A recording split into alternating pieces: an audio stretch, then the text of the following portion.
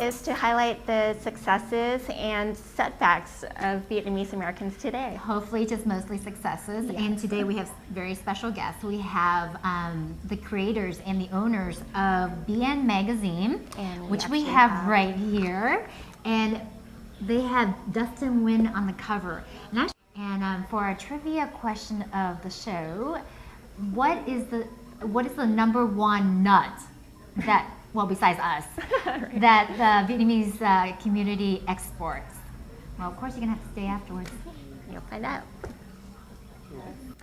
So first of all, tell us what drove you to make this magazine? It was initially Rich's, our publisher's, idea of the magazine. It was a real estate magazine. The goal was to connect the three regions from San Jose to Sacramento to Stockton. Off with just Vietnamese yes, articles. It was just Vietnamese. I was the editor. But this is surprising because you actually grew up here in the States, so your Vietnamese was good enough to edit the first. You know what? My Vietnamese was a 4th grade level Vietnamase, but thanks to my parents telling me to write home, to my grandmother quite frequently, so I was able to practice my Vietnamese. Well, you actually. Now that looking back, it was pretty funny. The first thing that they looked at, the first thing that they said after we were anxious, at restaurants we were looking for people who would be, we would pass it out to the people at restaurants, and we tried to just sit next to like a table and see what they're saying about our magazine. And Rich and I, patiently listening to their conversation, and one man was talking to his wife, and he was like, "This is a Vietnamese magazine. How come there are so many errors? Who's the editor?" A 4th grade nation also, and Tom just happens to be local. Yeah, we have writers from all over the world. Actually, we do have some writers in Vietnam right now, a writer in Australia. And again, also writers in Seattle, Houston, New York, Washington D.C., Orange County, so all around the nation as well.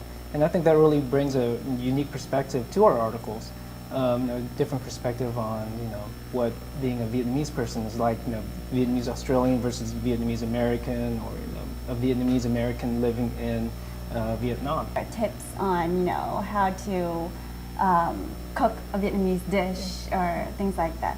But Vietnamese we would incorporate some Vietnamese in there, so it's not just fully, just all English. Yeah. And Tom, you're like one of the major writers for the magazine. Mm-hmm. And I want to ask something personal about an article that you wrote about your dad. And you wrote in there what, personally, I think a lot of Vietnamese families are like, is that your dad is kind of, what's the word,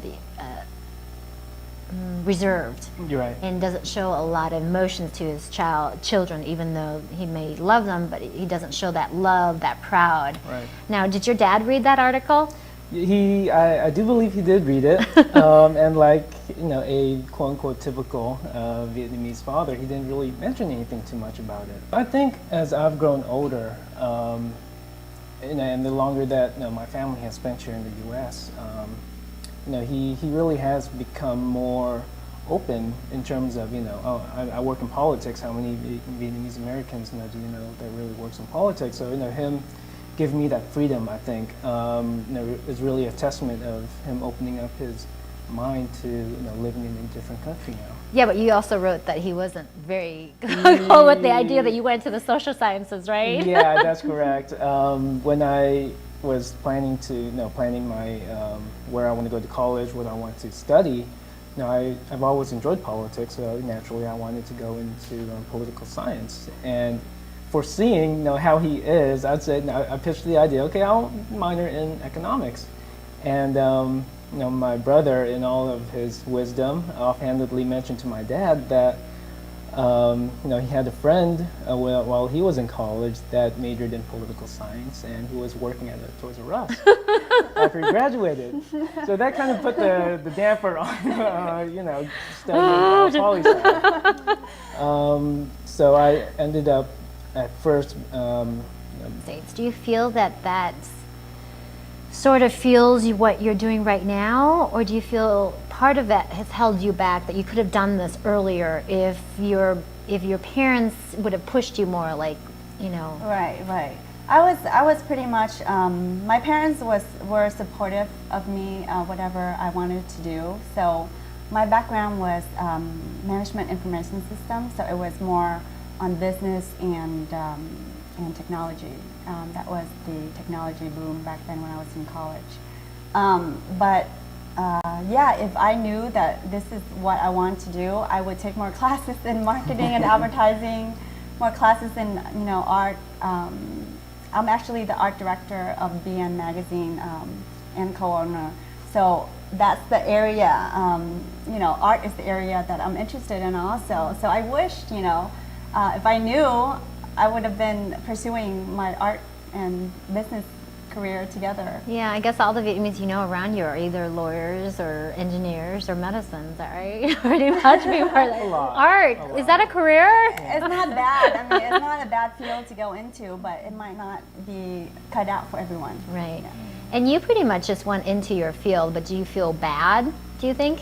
Feel bad? I wouldn't say I feel bad. Like guilt? I mean,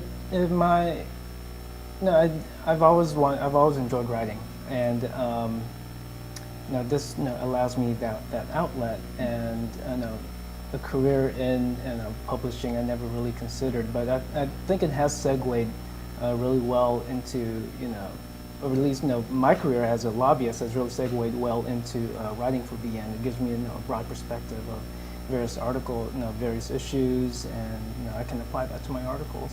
Yeah. And I was born in Malaysia, actually. Oh, you were? I was born in the refugee camps in Malaysia.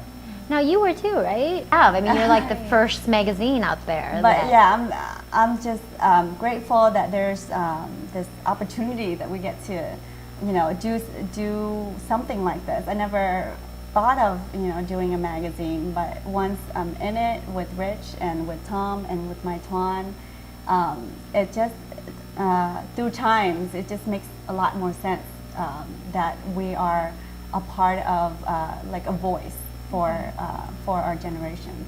And a lot of Vietnamese are on the mark now with Dat Van, who won the last comic standing several seasons ago, and there are so many other actors. Actually, the fashion designer for that fashion show is also Vietnamese. Yeah.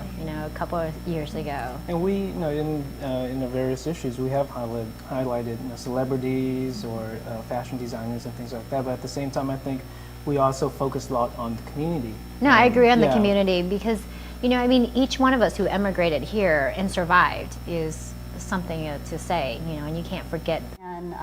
And I love to put Vietnamese faces on the magazines, and that's just so great, because if we don't showcase our own people, who will? Right. And a lot of the mainstream media out there, they're not there yet to put a Vietnamese person in there.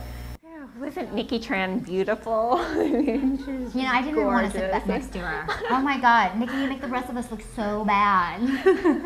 But imagine that, being 24 years old and creating this kind of magazine. Okay, the answer to our trivia question, Vietnam is the #1 exporter of cashews. Who knew? Cashews, the #1 exporter. And we're actually the #2 exporter of rice and coffee. And the only other Who couldn't use that Vietnamese coffee? And Brazil is actually the #1 exporter of coffee. And the United States is actually the #1 importer of Vietnamese good, as well as the Vietnamese coffee. Thank you very much.